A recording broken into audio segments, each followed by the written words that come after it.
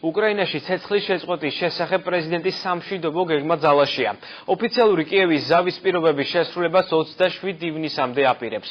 პეტრე პოროშენკოს ინიციატივას დასავლეთმა და შეერთებულმა შტატებმა მხარდაჭერა გამოუცხადეს. ოფიციალური ვაშინგტონი მოსკოვს ახალი ეკონომიკური სანქციებით ემუქრება, თუ კრემლი მეზობელი სახელმწიფოს ტერიტორიაზე სტაბილურობის აღდგენას ხელს არ შეუწყობს.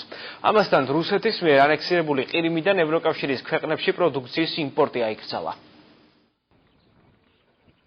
უკრაინის აღმოსავლეთში ტერორისტები პრეზიდენტის მიერ ინიცირებული დროებითი ზავის პირობებს არ ასრულებენ. პროსახელისუფლებო ძალების მიერ ცეცხლის შეწყვეტის მიუხედავად სეპარატისტები დონეცკის ოლქში სახელმწიფო დაწესებულებებს თავს ესხმიან.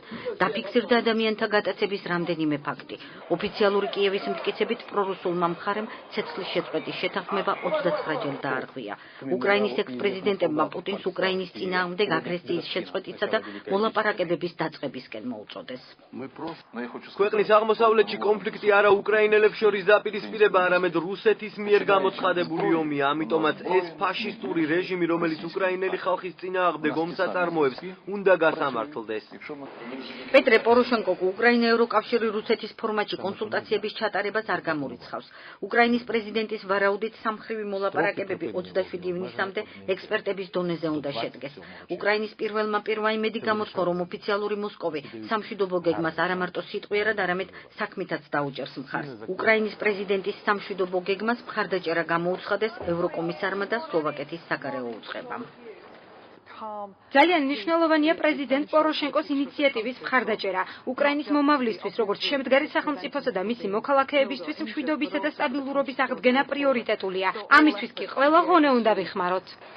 ევროკავშირმა უკრაინასთან ასოცირების ხელშეკრულებისთვის მზადება დაასრულა. რუსეთი და ვლადიმერ პუტინი მინდა დავარწმუნო, რომ ევროკავშირი მზადაა ახალი ზეწოლისთვის. დიდი სამუშაოები გატარდა სანქციების მესამე პაკეტის გასაფართოვებლად, რომელიც ფედერაციის მხრიდან პირობების შეუსრულებლობის შემთხვევაში ამოქმედდება. 24 ივნისს პეტრე პოროშენკოსთან შეხვედრას გეგმავს გერმანიის საგარეო საქმეთა მინისტრი. ფრანკ ვალტერ შტაინმაიერის განცხადებით, მიმდინარე კვირა უკრაინისთვის გადამწყვეტია. ვიმედოვნებდა ველოდებით, რომ რუსეთი საქმით აჩვენებს მზაობას თანამშრომლობისთვის. ეს კი მეზობელი სახელმწიფოს ტერიტორიაზე მებრძოლთა შესვლისა და იარაღის მარაგის შეტანის პრევენციას ითვალისწინებს.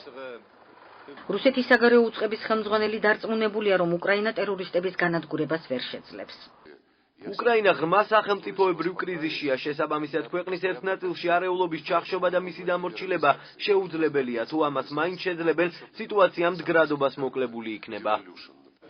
ანტიტერორისტული ოპერაციისას დონეცკის ოლქში 4 მცირეწლოვანი დაიღუპა.